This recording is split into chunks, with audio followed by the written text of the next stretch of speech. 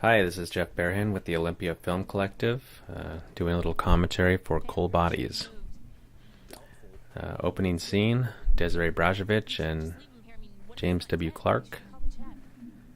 This is actually the first film that I worked with these two actors. They had learned about the Olympia Film Collective and were very adamant about their careers. They wanted to be professional actors. They wanted to eventually go to LA, and that's where they are now. Yeah, they were very aggressive about pursuing or being active in the collective, and so I knew I could always count on them to show up, to participate, and to know their lines, and to bring character, and to go the extra mile in their performances. And I really loved working with Desiree, and really loved working with James for that fact. They actually got paired up later on in one of our other films, Lost, which showed earlier this week. But Cold Bodies was the first. It was actually a small project. It didn't include the whole collective. It was just myself and these two actors. We had a lot, extra time on our hands, and during the daytime.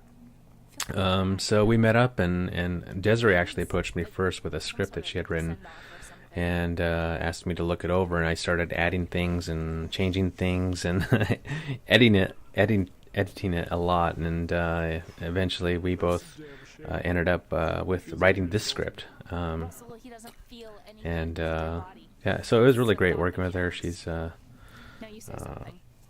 very talented, and is actually working on a film now in California called Wasteland.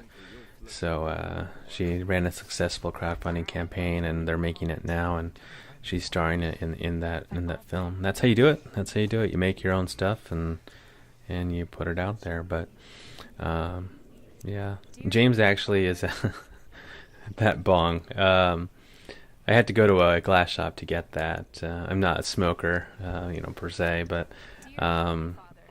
I felt like a real pothead going in there and asking about them, and I eventually got the cheapest one just because I wasn't going to use it more than this time.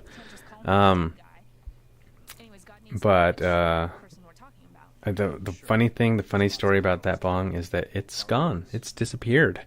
And I blame my teenagers. I was going to use it as a prop later on for whatever purpose, but it's gone, and I probably have my teenagers to blame for that one. Yeah, so yeah, at least it's not heroin, But this is yeah, James praying and Desiree praying. Yeah, I guess that's my background, showing a little bit of little bit of church added in there. I kind of didn't like this shot. I mean, I loved looking up. I actually wanted to show this. I wanted to try. This was really an experiment. This whole thing was an exercise in the simplicity of filmmaking, and how we can what can we do that is easy to shoot. It happens in one place, and only happens between two characters. And of course, we added the dead body as sort of the dead body is actually the third character, really, and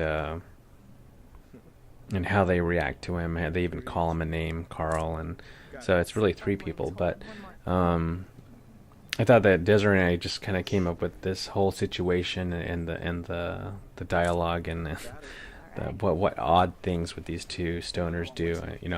What would they talk about out in the forest? And so it is kind of a rambling, but it's sort of a planned rambling, but. James, I should comment on that jacket, because that jacket, this is the first time I worked with him, and the last time I worked with him, he wore the same freaking jacket in a film called Anything Helps, which is premiering at the Tacoma Filmmakers Wait a Minute film competition in Tacoma on the 31st at 7 p.m. So if you're around in Tacoma, the Knights of Pythias Temple, come by and watch some local film and support Olympia Film Collective submission. Anything Helps.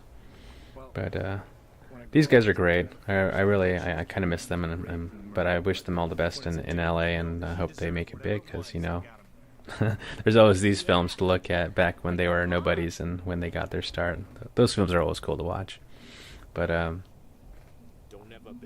Yeah, a lot of this, they also brought a lot of improvisation, and I was totally open to that. Anything that could, I don't consider myself a comedic writer. I don't even consider myself a funny person, but so anything that they could bring to it was so helpful. So, yeah, I got really lucky with these two, and I'm glad that they both got to share this time in this little film. So it has meaning. They also, so this is all improvisation as they walk away into the forest, and Desiree's talking about cell phones, and this must be a dead zone because she has no cell service. But yeah, and that's my foot. That's my one cameo. I always try to insert myself. That's just me. But thanks for tuning in to this commentary for Cold Bodies, and I'm really proud of it. Really great opening for Oli Film. And thanks once again to Desiree and to James, and good luck. Good luck, guys. Break a leg.